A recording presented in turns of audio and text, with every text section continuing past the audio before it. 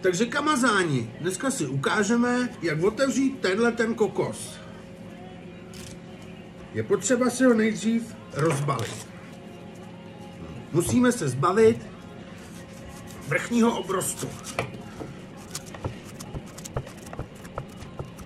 Hodí se na to větší, silnější nůž. Nyní do vybrané části zapíchneme tenhle nůž.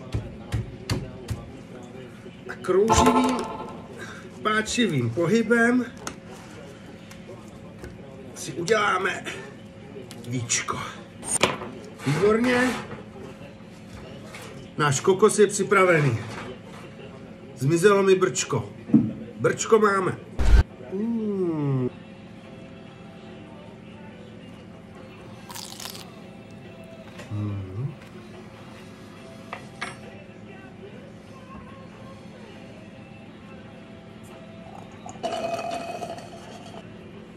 Kavárna klobása.